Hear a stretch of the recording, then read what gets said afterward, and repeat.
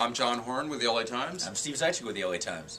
Big showdown at the box office this weekend. Big being Kevin Smith, I guess, with Cop Out versus The Crazies, the new zombie movie from Participant Media and Overture. Well, the thing on the first front on Kevin Smith, this is an interesting case of, a movie that's kind of a fairly generic studio buddy comedy with Tracy Morgan and Bruce Willis, kind of getting this sort of layer of raunchy outsiderishness with Kevin Smith. The question is now, do Smith fans come to see it, and does that put it over the top box office-wise? The other question is, Kevin Smith kind of in the news a little bit for something unrelated, just a small matter, or not so small matter, as the case may be, of the Southwest Airlines flight attendant kicking him off the flight for being too heavy. I think the publicists around the film have been very worried that this is going to kind of impinge on the publicity. I think it probably raises a little bit of awareness. I'm not sure it really gets people to go buy tickets to it. My feeling is, and God forbid if it ever happens, that if one of us gets thrown off a plane for being overweight, we don't tweet about it. We don't share that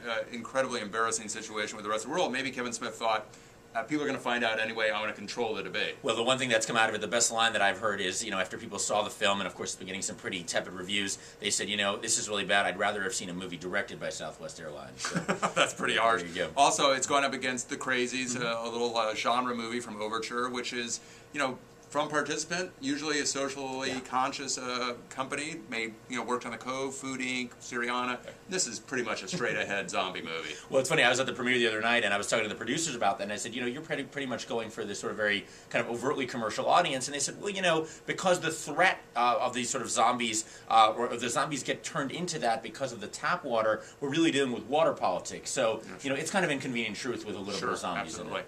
We're heading to the last week of the Academy Award season, and Hurt Locker is very much in the news, I think both for better and worse. Well, yeah, we've all been covering different elements of it, one of which is the veterans have had kind of an interesting reaction. You've been on that. What have they been saying?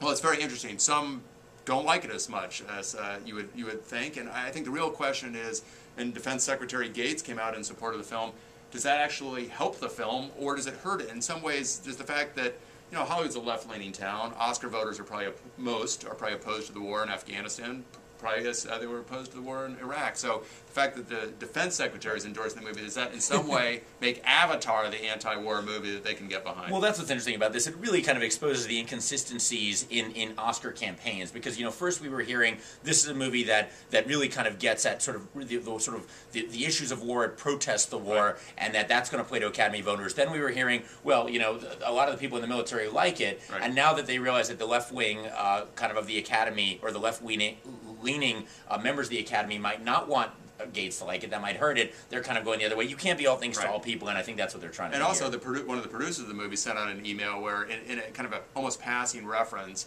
he said, vote for my movie and not for Avatar. Well, exactly. And you're not allowed, of course, badmouth the film. Certainly not putting it in an email. The interesting thing that's happened is that not only is this guy kind of going to get disciplined, but everybody else is now calling to badmouth him, completely oblivious to the hypocrisy that engenders. Hey, it's Hollywood. If the town didn't have double standards, it would have no standards at all. I'm John Horn from LA Times. I'm Steve Zeitchik. We'll see you next time.